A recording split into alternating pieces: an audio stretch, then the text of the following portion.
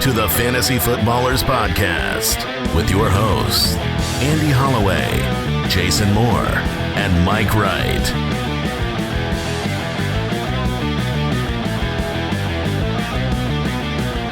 Oh, welcome in.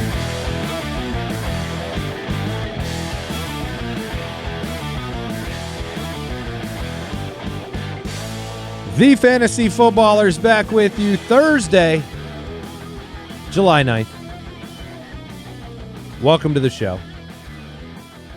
Jason Moore, Mike Wright, Andy Holloway. Back with you, youtube.com/thefantasyfootballers. If you want to watch the show as well.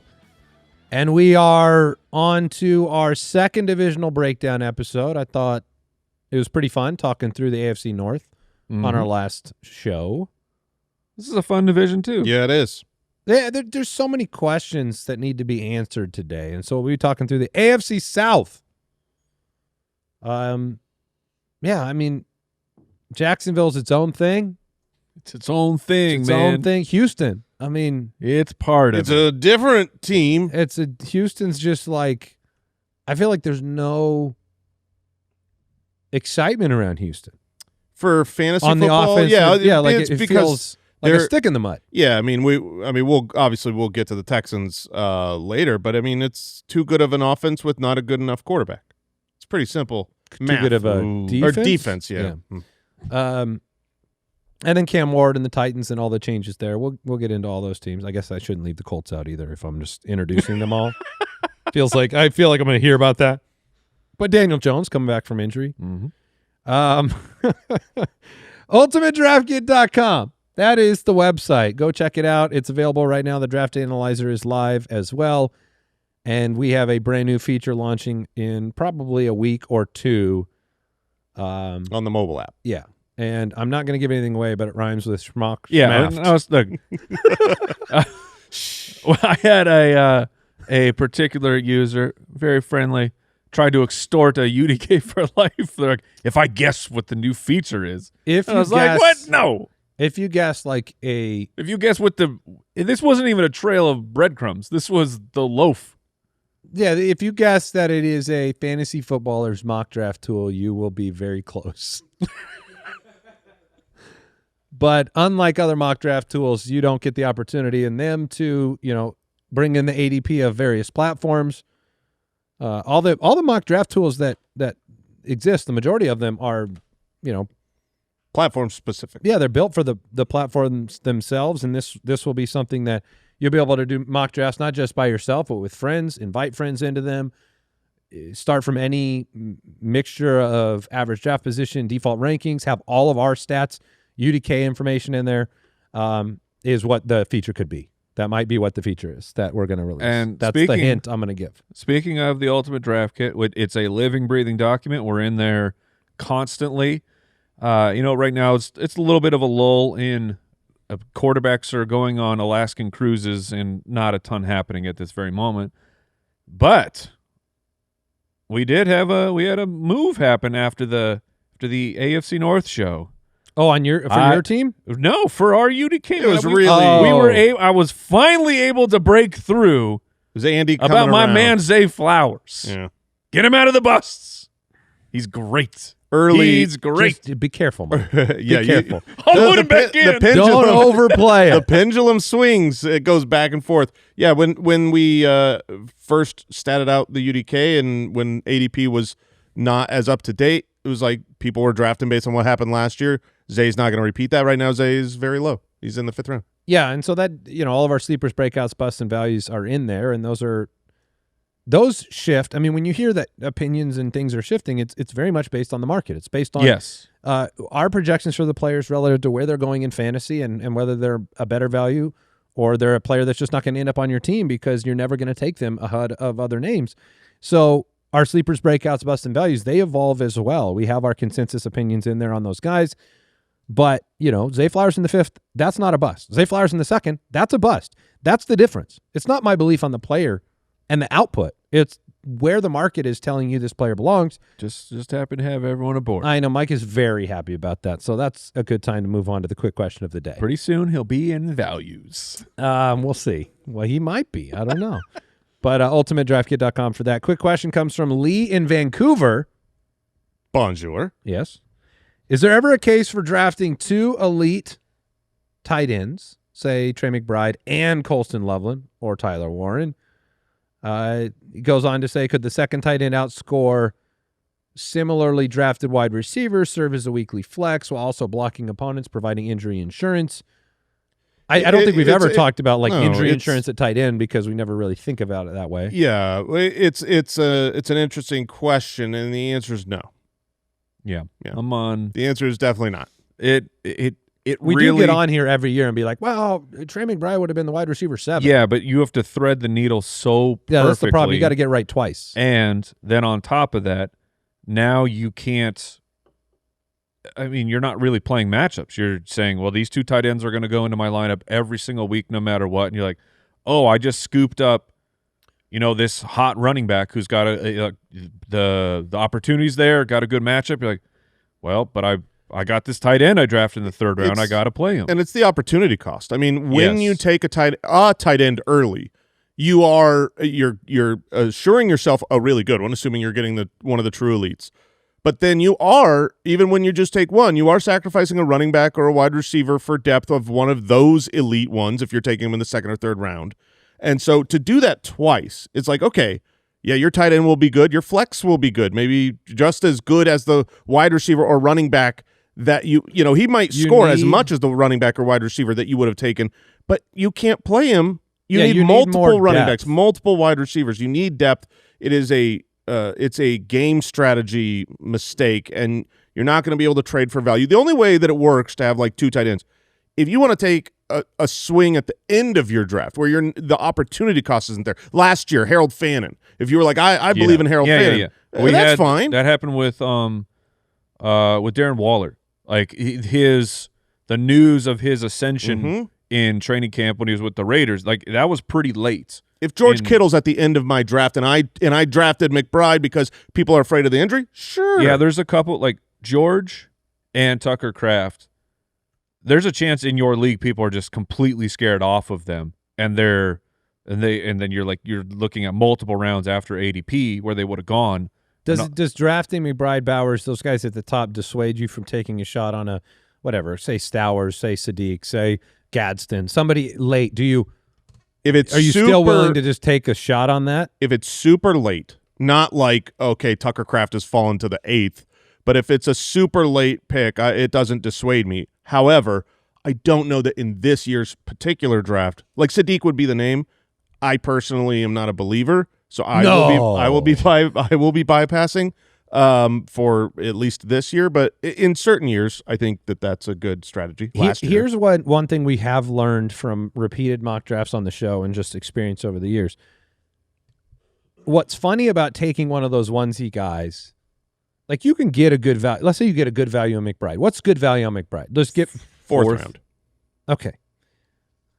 Or a good value on Josh Allen or something like that, right? Mm-hmm.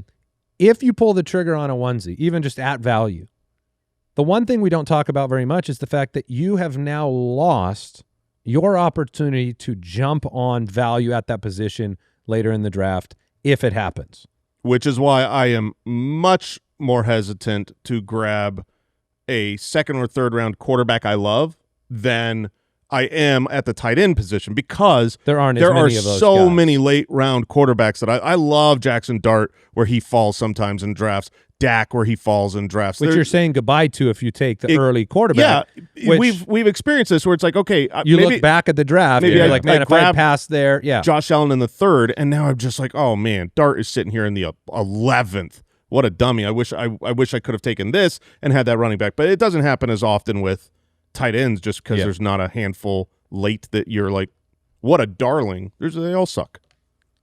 We don't really have any news to talk about other than the fact that it's been reported that the Buccaneers and Baker Mayfield are still, quote, not close on an extension. Guys, on this show, I told you don't be surprised if Baker Mayfield, if they go into the season. You said it on this show? I did. I wasn't listening. Yeah. You thought they might go in dirty and see what happens? I think they might ride dirty, and if Baker has a bad year, then they're going to be like, okay, go ahead, test the market. Funny thing about Baker is if he has a good year, I think he may make them pay for that. Yeah. By leaving. Yeah.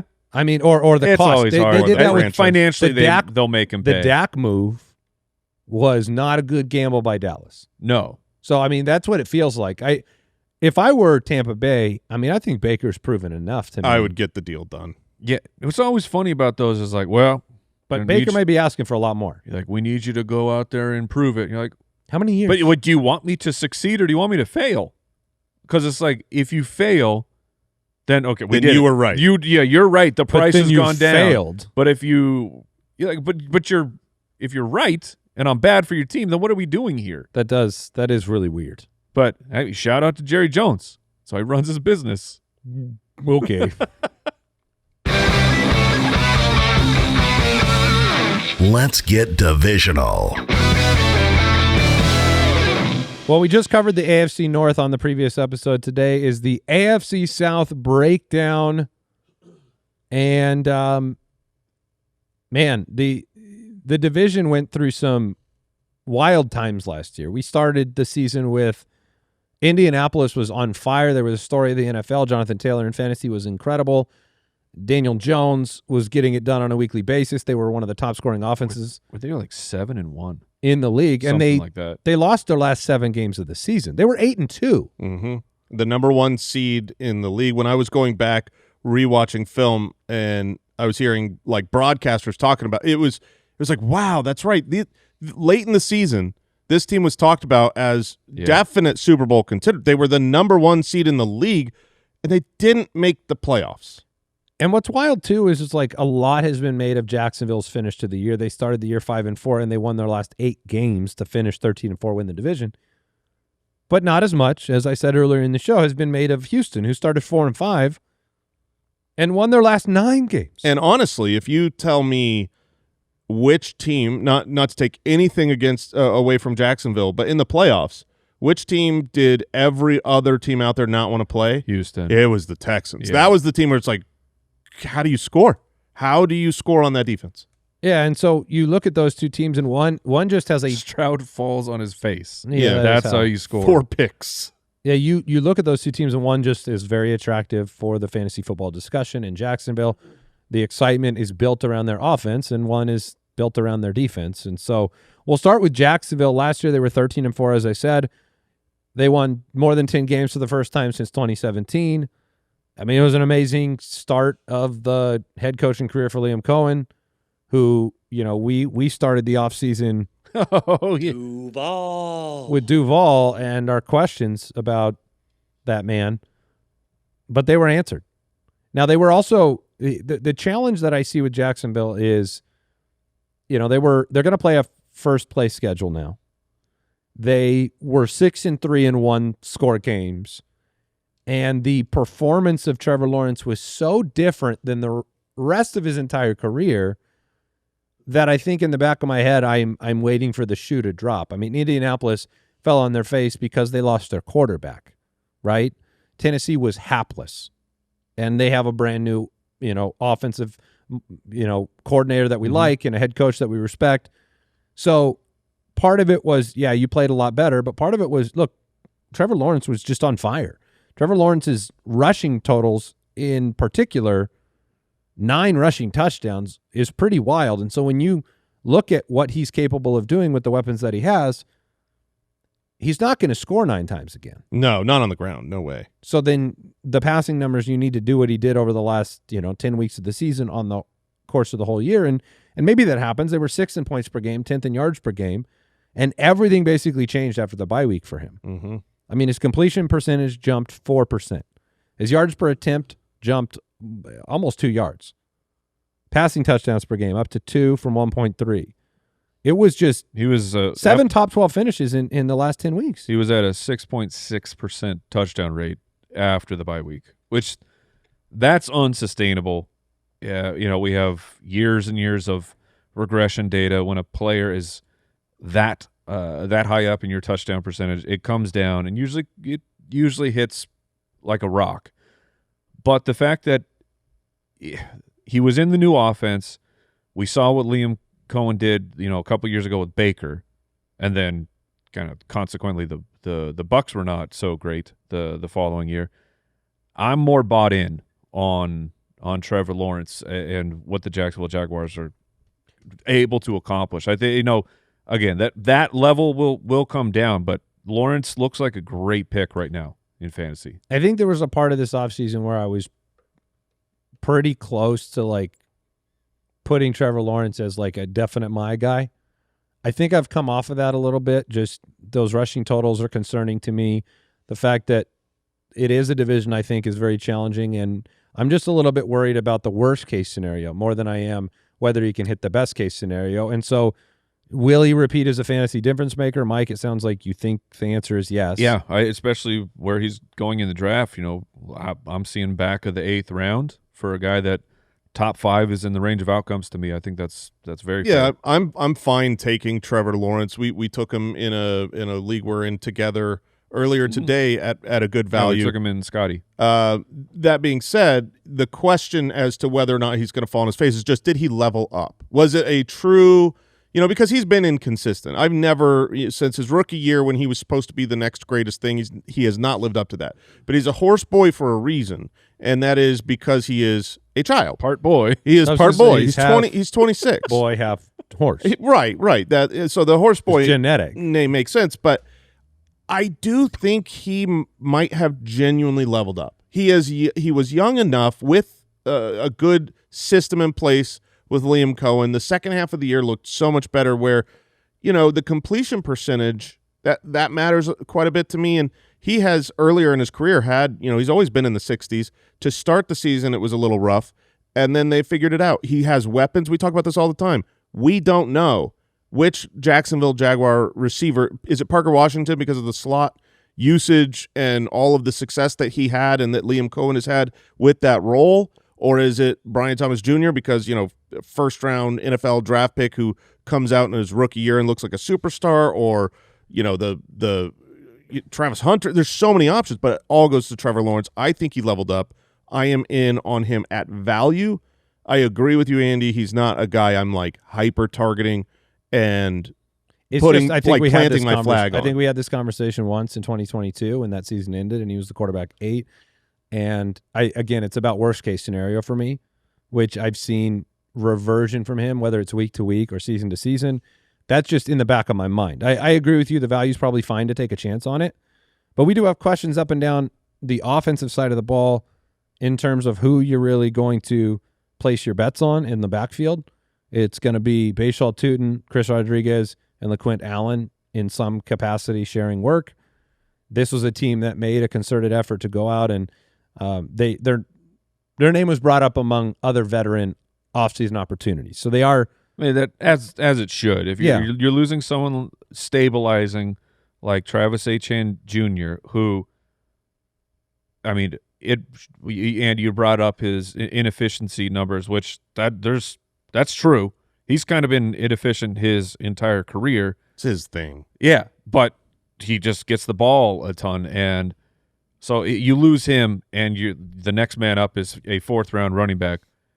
The media is going to link you to other running backs, and the splash was Chris Rodriguez, who how many? It's not much of a splash. Yeah, but he's caught like a handful of passes in his entire career. Just has never.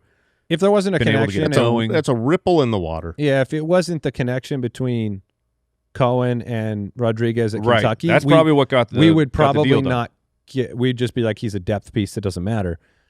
We brought it up on the last show. Bhayshul Tuten did have problems getting in. Chris Rodriguez can get into the end zone. Yes, Bhayshul Tuten inside the 5. We don't know if that work's going to be his. And how successful he'll be. That's what the question is. He had limited success, but he did have success. Tuten was better than Etienne Jr. inside of the 5. Right. It comes down to what do you believe, who will get the work, and we always want the more talented player on the field. Sometimes the coach just likes a player, and even if we're screaming at the television how inefficient it is, they're going to keep giving that player the work because they like them and they trust them. Let me just highlight up being Tuten. And I think he gets just a crap ton of volume. So you can make the arguments that Tuten will be inefficient, but it's like, well, look, H.N. Jr. was inefficient last year. Chris Rodriguez was 4.5 a carry last year, and he did have enough work for that to matter. He had 112 carries. He scored 6 times in Washington. So it's worth noting that, like, Rodriguez is an interesting player. He's only 25. He's an interesting player. I just think that the upside is with Tuten. I think that's really, it comes down to that explosiveness and speed. And if he is the first man up, the opportunity to utilize it. If you don't remember Tuten, the prospect as a rookie last year, he's 99th percentile explosiveness, 4.32 speed. So it's exciting for fantasy purposes because if one of those two guys has a real breakout this year, it will be Tuten. Like Chris Rodriguez could be a value. He could end up being someone that is a good draft pick, but I doubt he's got, he's RB1 at the end of the year. Whereas Tuten, I think, has that upside, that allure.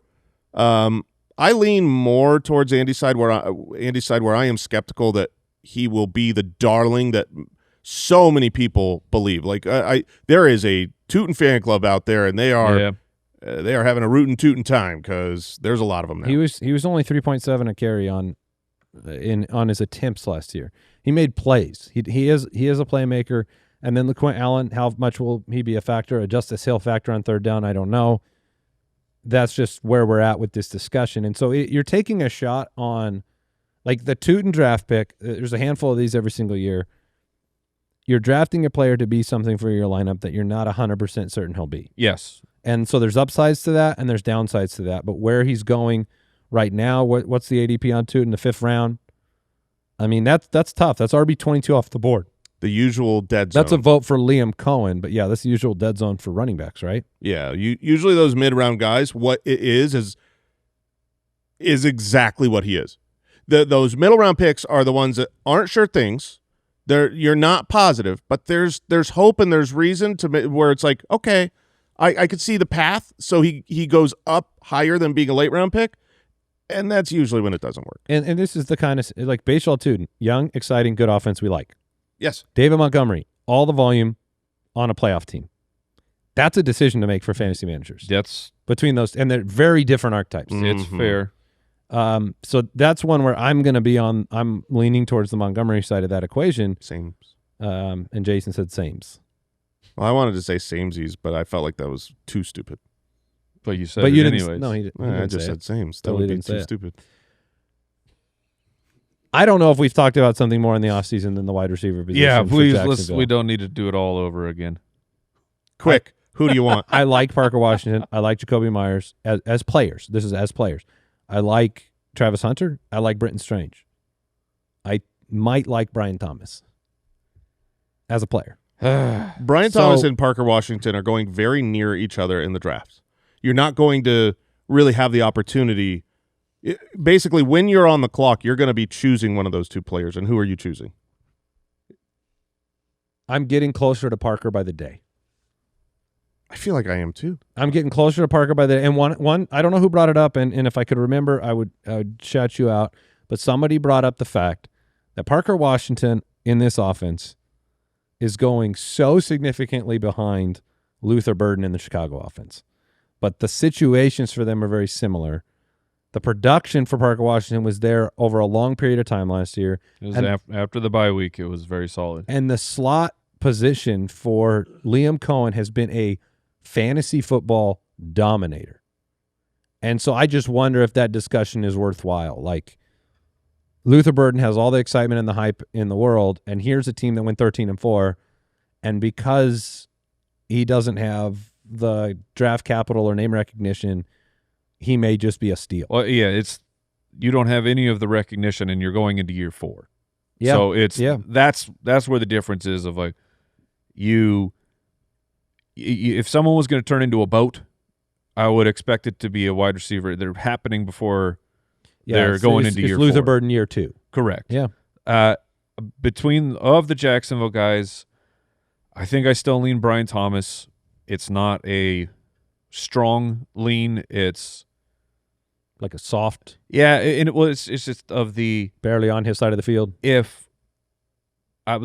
I evaluate the situation, it's like if one guy is going to turn into the difference maker and not just the three of them all kind of, hot swapping who's going to be the star of the day, I think it's Thomas. But again, this isn't like I'm not demanding Brian Thomas get onto my roster. All right, let's take a break and get into the very different Houston Texans. What's up, Foot Clan? I have been in the tech and media business for my entire life. I built hundreds and hundreds of websites, and so one of the things that was the fundamental, most important thing about making it official, whether it's a website for our league, which we've done many times, or a website for a business, or a website my son is registering to be able to build his business, it's the domain name. You want to get the domain name. You want to make it official, and Wix makes it ridiculously easy to purchase a domain today. And if you've been around this area of the internet for a long time, it's also really appreciated that you can go to Wix, get a domain, and you don't have a 12-step funnel with a bunch of add-ons that you have to tack on to your order. And they're also on the forefront of just turning that around and making an amazing website right away. You're talking about the opportunity to use AI. They have this Wix Harmony, one prompt, build a site for your company, for your league, for whatever you've got going on. You can make it official by picking up a domain name with Wix, and they make it super simple. You get business email and the website, all of that stuff. So you can claim your domain at Wix.com. That's Wix.com.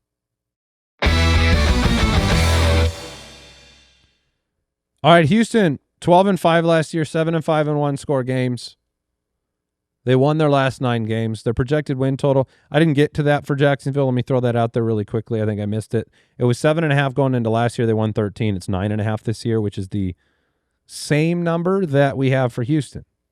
9.5 wins. Houston's strength of schedule, according to Warren Sharp, 7th most difficult schedule for 2026. They won a lot of games for an offense that was 19th in yards per game, 13th in points per game. They were a terrible red zone offense. So if you want to know why you just kind of didn't enjoy watching the game very much, it wasn't that. I don't think any of us would say, oh, Houston, they were the worst offense in all of football. And the numbers don't bear that out either. It was that it was just, when it was time for it to matter, they just looked inept at times. And then they went out and got a guy who can actually run in the red zone and score touchdowns because they did not have that. No, Woody Marks had to carry a lot of the load last year. This was a defense. Look, it wasn't the plan. It's just they kind of had a guy that they really liked. They did. And Joe Mixon, and he just vanished. And it wasn't all Woody Marks' fault, and which is why it might not just work for David Montgomery. Their offensive line was dead last in run block win percentage last year. So it's one thing to want to do the running of the football well. It's another thing to be capable of doing it within your offense and having a threat in your passing game that keeps the defense honest enough to let David Montgomery go and have success. But from a game script perspective and from how we like to draft running backs, this is a team that has a great defense that will be leading or close in a ton of games, that taking the ball out of a quarterback's hands like C.J. Stroud seems like a prudent decision when you have a lead late in the game, and you have a running back that has proven in Detroit that when there were those situations when you had a big lead, he could salt the clock away. So again, I find myself inching closer and closer into this being a more impactful year for David Montgomery than I think some people believe. Not me. Yeah, Jason's all in. I've been all in since the acquisition was made. I mean, you saw this team do this a couple years ago, grabbing an older, inefficient Joe Mixon, who is what he was best at, was handling a large workload, being a veteran who is in the right spot at the right time, always falling forward, getting what he can, and that's what David Montgomery is. They went out, they traded for him, they signed him, they extended him, and he's going to get all the workload. This is a team that I think they won their final 9 games or something crazy like that. As soon as C.J. Stroud went down to injury and missed 3 games, they started winning. But this is a team that will be in the lead a lot with that defense. And so I also think David Montgomery is a good pass catcher. I view him as a 3-down back. My projection for him is that he will carry a lion's share of this backfield. Yeah, I don't disagree with any of those things. He's 29 years old. He's changing teams. It has been quite some time. I mean, it's been since 2022 where we've seen him be, like a true featured player, splitting time with Gibbs, even the carry count in 2023. Just less tread on the tires, Mike. Yeah, you can argue that, except we're going into year 9 and he's 29 years old. So he is the exact profile that I generally bet against. I can see how it goes right. But when I'm in mock drafts, I don't think I haven't been able to get Montgomery on my team, and Jason and I will at my own him. detriment. Yeah, we will target him, but I will say that it's a different archetype. There's a use case where Tuten is the better option. If you said who was a breakout top 5 running back, I don't think David Montgomery is going to be that. He doesn't have the explosiveness to do that. He's going to be a volume guy. If Tuten breaks 12 touchdowns for David Montgomery is not unreasonable at all. I don't think it's unreasonable. I think that's possible. I don't know that puts you in the top 5. No, he had 13 and 1,000 in 2023, and he was the running back 13. I like that. Well, yeah, and half the work, right? Well, yeah. Half the opportunities. I mean, he still had a ton of 200 work. Probably. Yeah. I mean, Woody Marks is not going to be a factor. They're already talking about him in special teams. He'll spell David Montgomery here and there. I just think it's interesting because I like it when other people are out, and so we're not going to agree because that's the principle here. The principle is sometimes you pick players that have a good case against them, and that's it. I like that his yards per carry haven't gone down. They went up last year from the year before. I like that he's done the double-digit touchdown thing, that he's been pretty resilient. His carries went down. His efficiency went up. There you go. He is, I think Montgomery is still a fine player. It's just if they really use him as a 3-down running back, how long? How long can he keep that up? Can he make it to – can he give you 14 quality games? Yeah, I think he can. I think he's built for it. Of all the players that could, I think he's the one that can do it. I mean, I think it's a Nick Chubb-esque type of Nick Chubb was part of the plan for the Texans. Not last year's Nick Chubb. So when you're like, yeah, well, it worked for Mixon. Didn't work for Nicholas Chubb. Well, Chubb was coming back off of Chubb had already been back. The injury. That's why Cleveland didn't bring him back. Yeah, Montgomery freaks me out. Yeah, and that's why David Montgomery is going as the RB26 in the 6th round, and Bhayshul Tuten's is the RB22. Nico Collins, he's just there still. He's very good. Still great. And very good. Wish he was on a team with a bad defense. That would be awesome.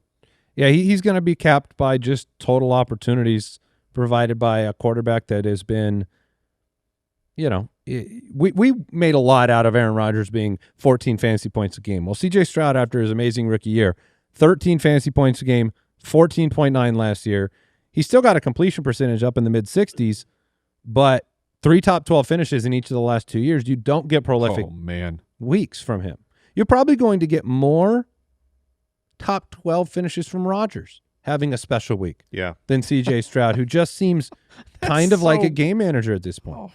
And that's probably what the team needs the most is for him to take less chances. Absolutely. I mean, you look down the stretch, they won 9 games in a row. They won with 16 points, 23 points, 20 points, 20 points, 40. Thanks, Cardinals, because anybody can score 40 against the Cardinals. But, they were winning with so few points where – and especially with Montgomery here where when they get in the red zone, they can actually maybe score on the ground. It caps the wide receiver upside, but Nico Collins can win any week. You look back last year, he had so many top 10 weekly performances. Granted, 2 of them came in the 3 games with Davis Mills, but at least if something happens with Stroud, Mills, is a capable backup. Do you care about any other wide receivers? Jaden Higgins, Jalen Noel, Tank Dell, Xavier Hutchinson. I want to care about Jaden Higgins.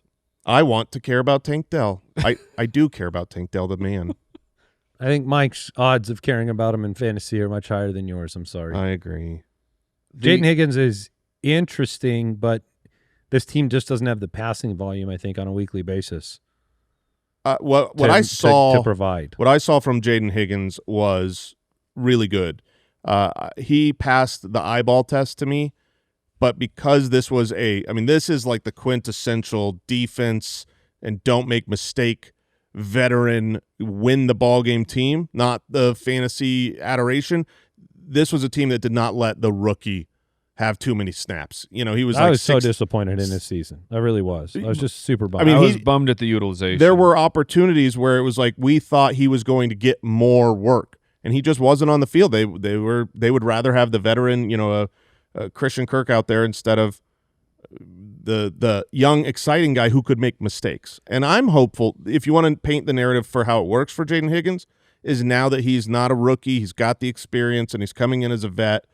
Maybe they just say, you are on the outside, you're going to play 85+% of snaps. So they are favored in 6 of the first 7 games. They have an opening matchup against Buffalo, then it's Cincinnati, then they're favored against Cincinnati, Indianapolis, Dallas, Tennessee, Jacksonville, and the Giants. That's a pretty juicy schedule when you've got Cincinnati, Dallas, Tennessee. Yeah. In your first 5 weeks, that's a very interesting start. Yeah, like from a Nico. Nico's had seasons where he's been the number 1 running or wide receiver like 8 weeks, 9 weeks into the year. That does maybe, like if you're between 2 guys that are both really good, please look at that early season schedule a little bit. Sure. Not that it will repeat exactly. Hypothetically then, let's say Jaden Higgins makes a true second-year leap, which he's a second-round pick. He's got size. He's got speed. Can he turn things around for Stroud? Like we're very negative on Stroud. Is there any path? I don't think where you so. think it can where Higgins takes that step and changes the offense. I don't think so. We talked about this with the Bengals. Let's say the Bengals defense got way better and they start kind of, slowing teams down and they're not getting scored on a ton. They're still going to keep like that identity of that team would keep the foot on the throat, air it out. Burrow would just keep airing it out. I believe that the makeup of this team and franchise and coaching staff, if they have a lead, they're going to be running it out. They're not going to be doing that with Chase Brown. That's what they want to do if things go well. So I kind of see Mike's point though, because we saw. This is still a good team ever since their head coach arrived. They've won 10 or more games, and they've had a defense that has been respectable. It wasn't as elite, but it was respectable. We didn't give enough credit to what they lost 2 years ago for Stroud. In Tank? Well, it wasn't just Tank. It was like Nico got hurt too, and he didn't have anybody else to throw to. I'm just saying that in year 2 of Stroud. In the year 2 of Stroud, that first year with Stroud, you had Tank Dell and Nico Collins, and I think they had Robert Woods. And I'm not sure if it was Robert Woods that year or not. I think it was. Check. I'm just saying he did have a number of weapons that season that were. Yeah, Tank Dell was there. They had Woods that year. So I just think it's interesting to bring up Mike because we don't ever talk about Stroud in a positive light, but that was a tough season. He lost everybody, and we all made him fall on the sword. Yeah, there were some explanations for year 2, and then maybe year 3 was just like, hey, we have Dalton Schultz here, who even Dalton Schultz continues to be the second highest target earner for the Texans. That seems suboptimal for an offense to thrive. You don't want him to be your second target. and it's important to bring up because we're saying Houston's got this elite defense, so they're not going to utilize the offense so much. We don't say that about Denver, who has an elite defense. We don't say that about Philadelphia and their potential on offense. We don't say that about some of these other teams. Seattle, they have a great defense. They still had prolific offensive opportunities. I think in this NFL, you just have to be able to do that if you've got the personnel to do it. So if Higgins became a true wide receiver 2, maybe that could happen. I don't know. We'll leave a light on. You want to talk about the Colts? Let's go. All right, the Indianapolis Colts last year finished 8-9, improbably because of how incredible they were. The number 1 seed in the AFC and 8-2. So they didn't win again after their bye week. Their projected win total before the year was 7.5, and they got to 8. So there you go. Daniel Jones' injury was in week 14 after they had lost 2 very close games to Kansas City and Houston. They were 3-7 in one-score games. It certainly didn't help that they had lost their quarterback. I mean, they lost, a one-score game against Seattle the week after losing Daniel Jones, kept that game close, right? With Rivers. That was the Phillip Rivers game. Yeah. So, yeah, I think it's a team that we're not sure how to feel about because we don't know if Daniel Jones will be the same guy because he wasn't that good previously. So you got an 8-game run of Daniel Jones being elite, making Indianapolis look like geniuses. What I really like is 2 things. One, in the 12 starts that he had, Daniel Jones, when he was a Giant, was a prolific mobile quarterback. He was a runner. He would go out there and run for 500, 600 yards, and he was on pace through the first 12 games to only run for 200 yards. Where he was succeeding was in the passing game. He was really electric with Tyler Warren, Michael Pittman, and all that, and then you combine that with the fact that he is recovering seemingly very well from this Achilles injury. He's, been at practice. He's participated in everything.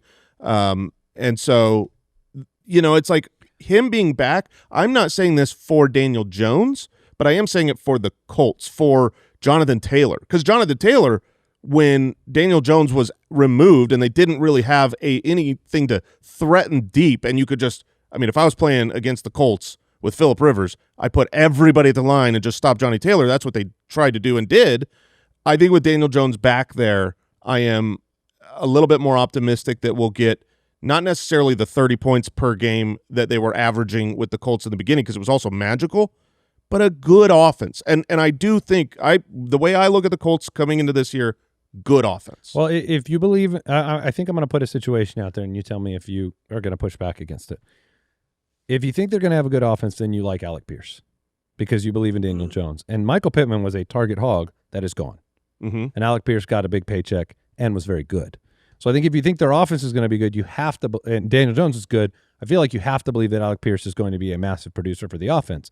You cannot live and die on Tyler Warren alone in the passing game. So I think Alec Pierce is going to be very good. I don't necessarily think Alec Pierce is going to be very good for fantasy football simply because it depends on the role. If he's the possession receiver, then absolutely Alec Pierce is going to dominate, probably be one of the best picks in the entire draft because people aren't drafting him high. He got paid like a number 1 wide receiver and could dominate. The difference here is I think he's going to stay in the role he was in that he thrived at, which is stretch the field, catch deep bombs. The team has already come out and said that's not the case. I mean, Alec Pierce came out. Also come out and said that Josh Downs was going to take over the Michael Pittman role. I mean, they say a lot of things. They said he'd be more involved. They didn't say he was taking over the Michael Pittman role. They said they would give him more outside routes than he's ever had before.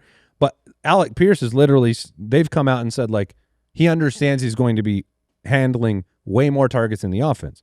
I don't think you can make I think it's less compelling to say Pierce succeeds than it is to say Downs and miscellaneous. And Tyler Warren. It's those 2 guys. That's not enough. That's just not enough to have a prolific year at all. The way that I look at Josh this Downs is offense, not that dude. The way that I look at this offense, it reminds me so much of the old Raiders where it was Darren Waller along with Hunter Henry, and then they had a speedster outside.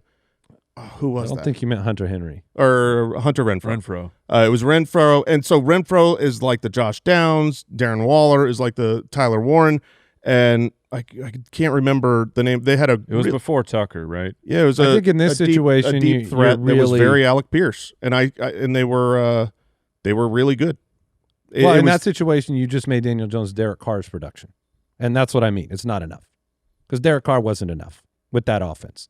That's all my point is. It's without Alec Pierce being prolific, you will get Derek Carr out of Daniel Jones. And if you want to make that argument, that's fine.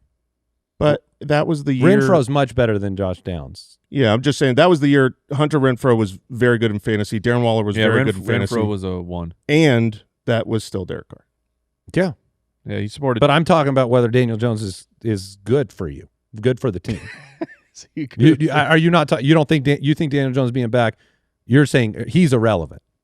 Daniel Jones is irrelevant? Yes. I think okay. Daniel Jones is... Because he wasn't last year. I mean, he was like a very that's where I was saying I don't necessarily think coming off the Achilles, I don't look at Daniel Jones as someone I'm targeting in fantasy football, but I think he's going to help the offense enough, open up things for the running game for Jonathan Taylor. He was on pace for 4,400 yards and 28 touchdowns last year. Daniel Jones was with only 6 picks, 516 passing attempt pace, 71% completion percentage.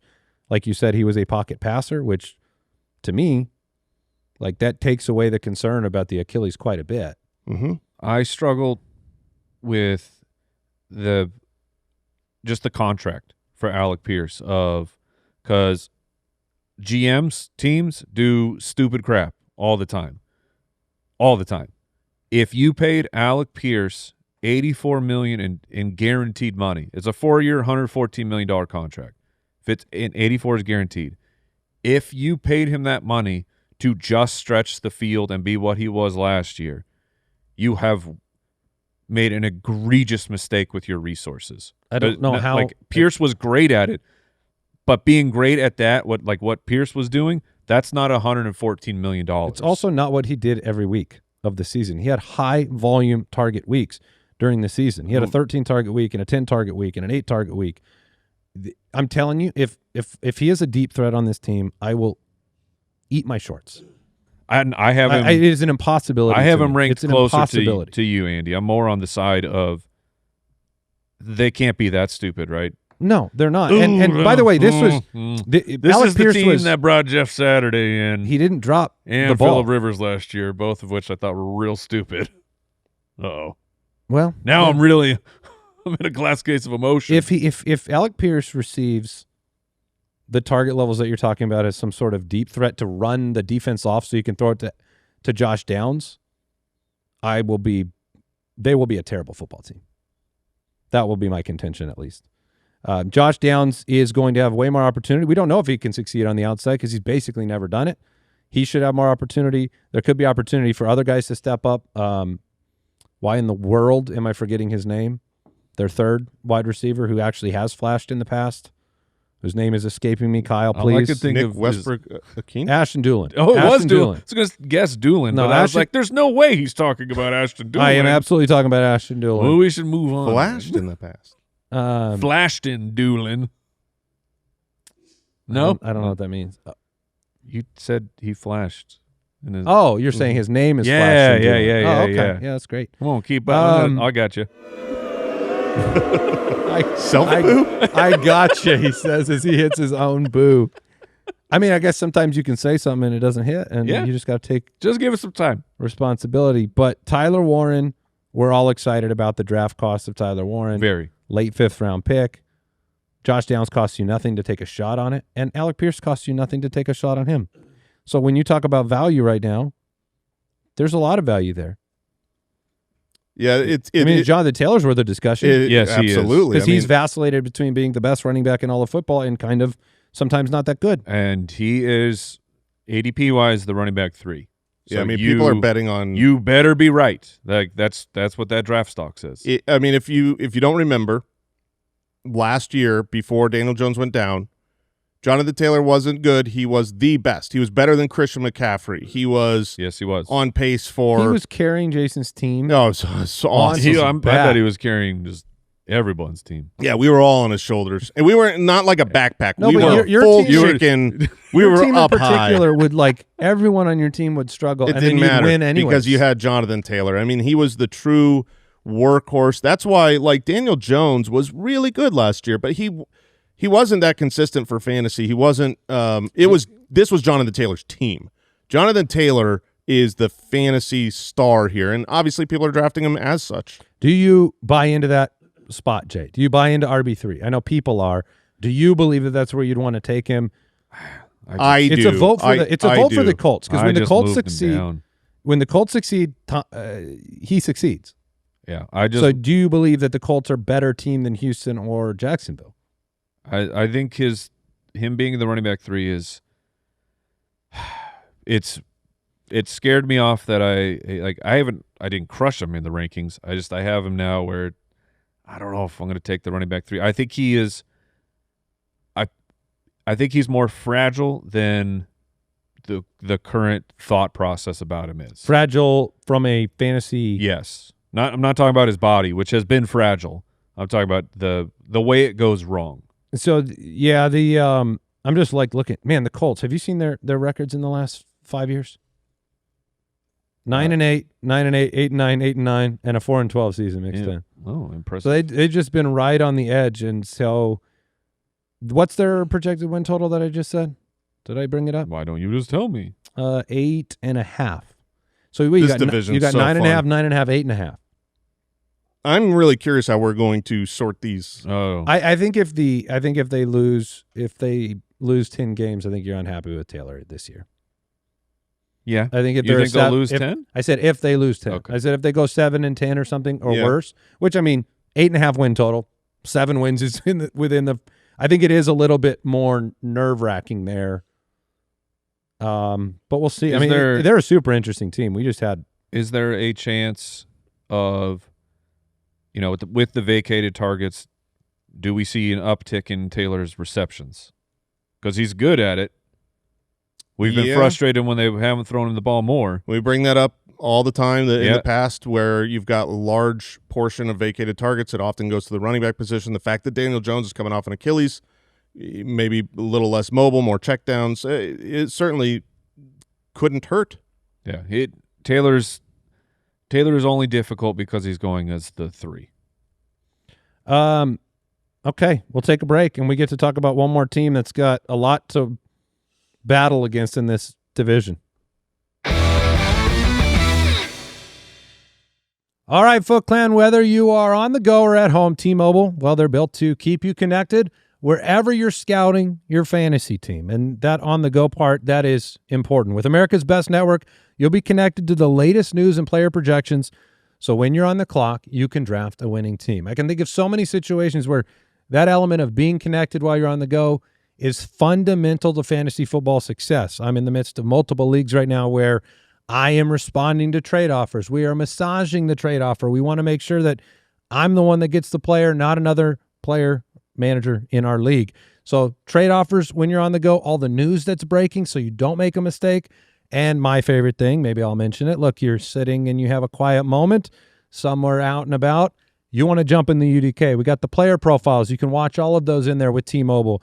You can jump in on the player projections and our stat projections and all the 130,000 words of content. Again, T-Mobile making that easy to do. Every bit of news. Things are changing all the time. New player contracts, all that good stuff. So from off-season to game day, every play is better with T-Mobile. What you got to do is visit T-Mobile.com/network. Fastest is based on analysis by Ookla of speed test intelligence data of national speed score results for the second half of 2025. The best mobile network in the U.S. is based on analysis by Ookla of speed test intelligence data second half of 2025. Before we get to the Titans, I do just because I'm looking at this fresh. The schedule for Indianapolis to start is worth bringing up because Baltimore, Kansas City, Houston, 3 really good defenses. And then at Washington, at Pittsburgh. Yeah, I mean, so you're 5 underdogs. 5 underdogs to start, but I could easily see this team that I think is good, I think it's going to be a good offense, getting off to a really slow start.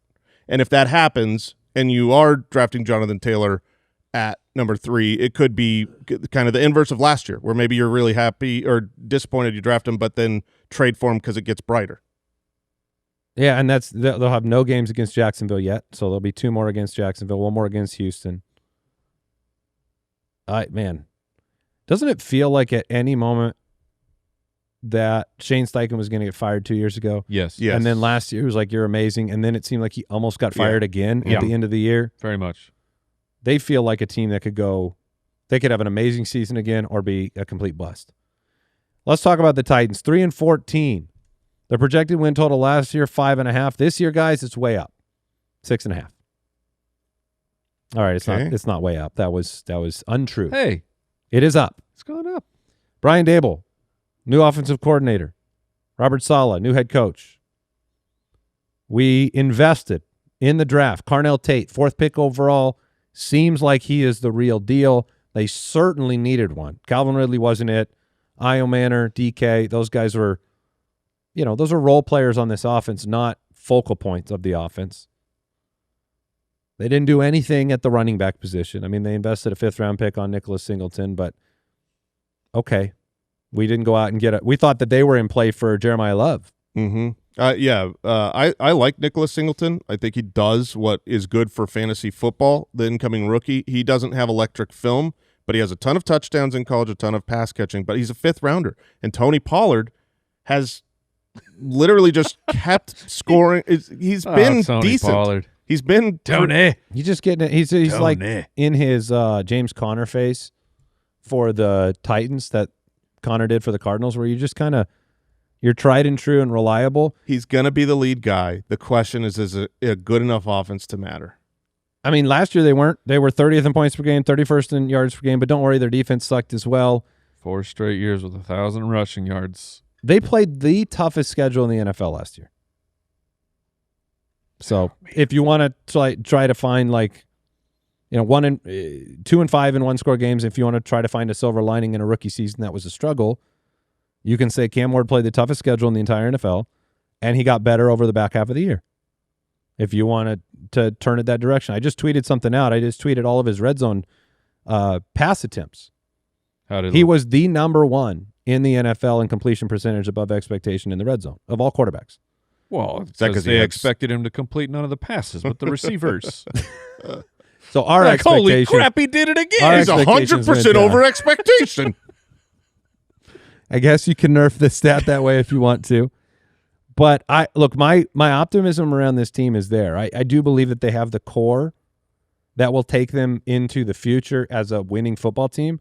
But I don't think it's a one-year process. I think Houston and Jacksonville are far, far better football teams. But I could see a world where they're competing for 3rd spot in this division. And I can see a world where we're actually happy in fantasy for once with Carnell Tate's involvement in this offense. So to me, that's where the real value lies. It's not a bunch of names like Jacksonville. We went through 7, 8, 9 names in Jacksonville. And we didn't even talk about Brenton Strange, who really probably should have been brought up as a sleeper sure. tight end. Here, where does this discussion begin and end? And I think it's just Carnell Tate. I was going to ask. So you're going to leave Wandale out of this? You don't have to. Well, I'm saying they gave him the shmoney. Yeah, but he had as much work as a human can get and in previous seasons, and he still was just okay. 1,000-yard receiver last year. He was the wide receiver 19 in fantasy last year, and it's shocking to remember that.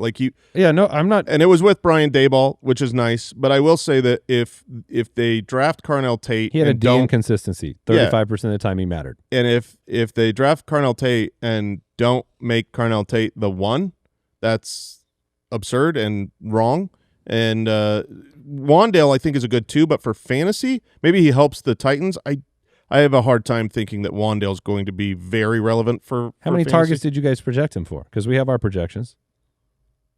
Because he had 140 last year. Look, 2 years ago, too. I know.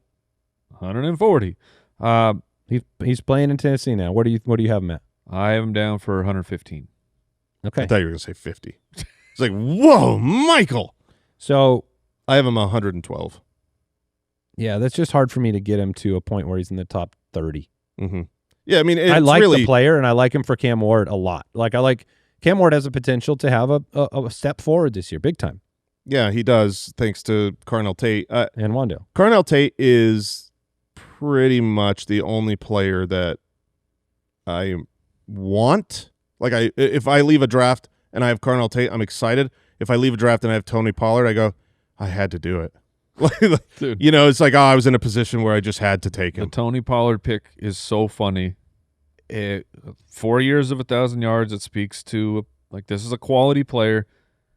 We had 2 years ago, we're gonna timeshare the running backs, and then it was like, oh no, well it's just Pollard, and you're like, this year or 2 years ago, I'm sorry, and then last year was the way we're gonna do it again.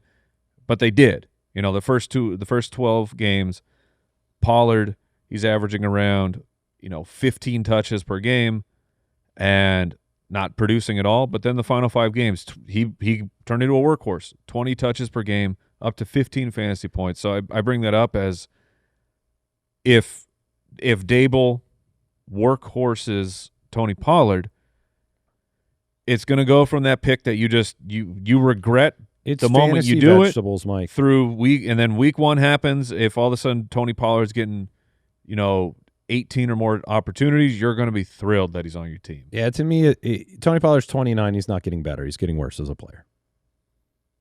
So he's fantasy vegetables to me. His sounds like David Montgomery. His last 2 years, running back 22, 23. He said 29 like it's a bad thing. I think the big difference here. I'm saying that you don't have upside in the player. So what situation do you care about? I care about 10, 15 wins, not 4. Yes, that's fair. all I'm saying. Like Pollard he played 17 full weeks last year, 283 opportunities, and finished as running back 23. And that's what you're going to be in the range of. Like if it all goes well, you got RB 23. That's my worry about Pollard. Yeah, it's just touchdowns and the offense. I mean, he had 1,000 yards and he played every game and all that, but he had 5 touchdowns. And you just can't be very fantasy relevant. No, and this we always love the 1,000-yard marker. That's 58 yards a game. I mean, it's fine, but it's not going to make a big difference. Carnell Tate, Jason, you're the highest. You have him ranked at wide receiver 27. Or 26. I have him at 27. Mike at 33. We all projected him for 7 touchdowns. Just moved him up, guys, live. Did you? I did. A live adjustment to Carnell Tate? Yep. I gave him a couple more points on Was it the fact that Cam Ward was the number 1 ranked quarterback completion percentage over expectation in the red zone? Was that what talked you into it? No, it was more like he's got to have way more targets than Wandale. Come on, what are we doing here? Oh, okay. Yeah. If the Titans end up not doing that, again, egregious mistake. And by the way, Tajay Spears, they still talk about him in the committee with the rest of this team. I don't know what we think about him at this point. I think he's fine. He's one of those, I think he is best utilized in small doses, be a high efficiency, low volume NFL player, which makes him irrelevant for fantasy. If one of these backs ends up having a really, really good year, it's probably Pollard. Then I think it's probably Singleton after that before Spears. Yeah, I think part of last year's Pollard fatigue in Tennessee is like Spears also didn't play the first 4 weeks, and we're like, oh, Pollard's the dude, and then he just did nothing. Yep. For the first 4 weeks. He wasn't getting touches. So I guess we have to decide who was going to win the division, and I've been talking, so I need you to talk so I can think about it for a second. Well, I need to think about that because you guys didn't jot down I've got mine. I was busy with my Wandale arguments. I've got mine. I think that it is this is a difficult division because obviously Houston, Jacksonville, Indy, they're going to play each other, and how you win those games really affects. We were looking at like the stats last year of how we picked them, and as soon as you get the division winner wrong, all the dominoes fall exactly. So get the division winner right. Yeah, all right, then I believe the division winner will be Houston. Do you want to give your other 4 teams? Sure. No, I will give my other 3 teams. I have Houston winning. I go Houston, Jacksonville, Indianapolis, Tennessee. Houston, Jacksonville, Tennessee, Indy. Oh, putting Indy at the bottom. Get wrecked. I have the same as Jason. I want to be spicy and put the Colts above the Jags, but I don't have the stones to do it. Okay. You don't. Saturday, the AFC East. We'll be breaking down that division, and then the AFC West on Tuesday. The next Thursday, we'll get into another mock draft episode. I think we're going to do a 10-man mock, so that'll be fun. Who knows? You better tune in and find out. Yeah, we got 3 shows a week right now, 5 starting in August. The Ultimate Draft Kit available at ultimatedraftkit.com. And a live show in August. And a live show at the end of August 28th at the Van Buren in Phoenix. If you want to go to ballerslive.com, you can learn more about that. We would love to see you there. We have a lot of special things planned for the live show, and it's just a great chance to connect before the season kicks off. And I can put away 1 more year of rebuilding in our Dynasty League. Just 3 more to go. One year closer to your 2028 to go. Picks. All right, that'll do it. Thank you for joining us. A lot of lively debates on today's show. Share your opinions with us in the comments on Twitter at the FF Ballers. We'll catch you we'll catch you Saturday. Goodbye. Thank you for listening to another episode of the Fantasy Footballers Podcast. Join our fantasy football community on jointhefoot.com. and follow us on Twitter @TheFFBallers.